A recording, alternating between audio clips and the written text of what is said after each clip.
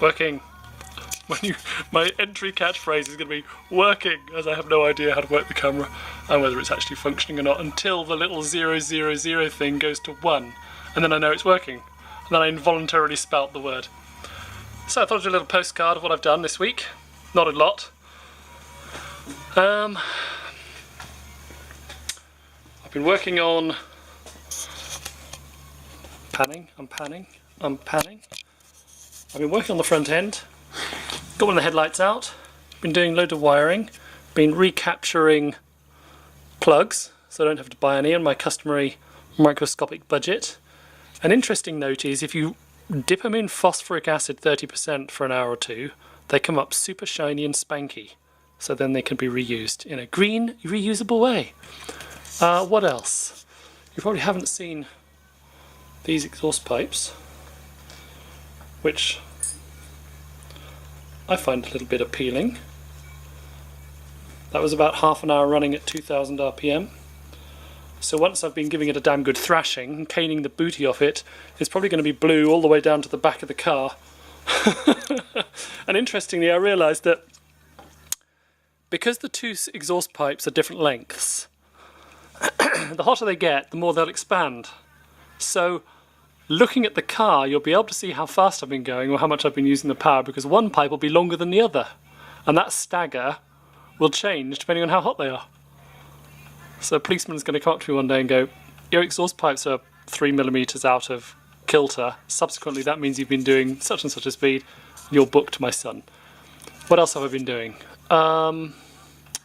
Spent a load of time working on this little indicator stalk, which I find out is from a 1957 Morris Minor, and it turned out to be missing a vital component inside it. But luckily, I browsed my favourite yard and found another one, which has got the bit in the middle there, oops, which is what I wanted. A little bit just down inside there that does the connecting.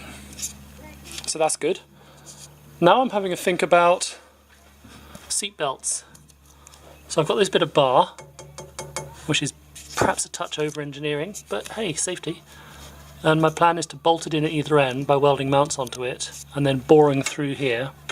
And I'm allowed, where's my doofy? Here we go. I'm allowed a 45-degree angle. So I think that's going to work out quite well. And I'm just going to do the mounts at the bottom, and that's job done. What else have I done? Oh yeah, I've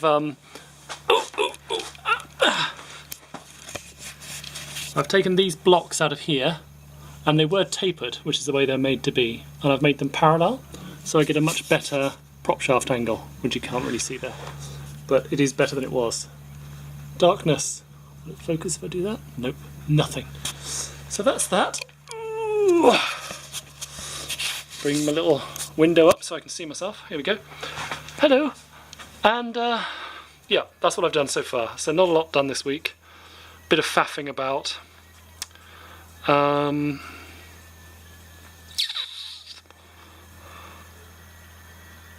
Nope, can't think of anything else I've done. So seatbelts, wiring, mudguards is the big pain in the booty, and I've been hunting for steel for that. That was another reason I went down the scrapyard. I was hunting for steel for the mudguards mounts, which apparently is, what's good for that is road pins, which are steel spikes you hammer into the road, cheaply available, but I can't find any down the yard, so ooh, there I am, baggy-eyed as usual, tired out. Yeah, so not a huge amount done. Oh, I thought I might explain how the propane system works, because people ask about that sort of stuff. Okay, panning again, putting the flap down, turning it around, here we go. There's the propane tank, which is, I can't remember, 50 litres odd, and out of there, there's a little valve which switches on and off, and a pipe runs down to the front of the car, and what I've done is, I fed that pipe into, hold on a minute, just hold on a minute, I'm going to get a torch.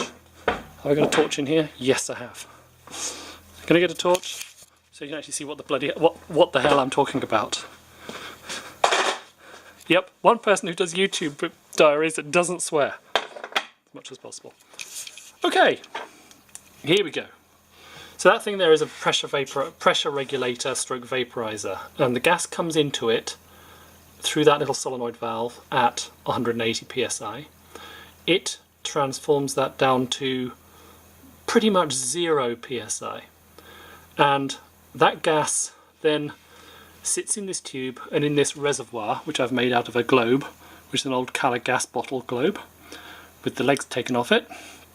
And then it runs up these copper pipes, and inside each throttle there's a little tapering piece with a ring of holes just the other side of it, and as the air rushes into the cylinder it creates a vacuum, sucks the gas out of the holes, and off it goes into the cylinder. So I've got one of those on each cylinder and a copper pipe for each cylinder, and because the car's called Medusa, I've got a Medusa-y head there. I've got another bigger Medusa-y head here, which I'm probably going to go on there, or I might put on the front of the car. And I've done the same on the other side, and yes, making those copper pipes was a total and utter bastard, and my leg was bruised black and blue for ages, but I quite like them. They need to polish up now. They've been done a few years ago, or a year ago, and subsequently they've gone a little bit dull.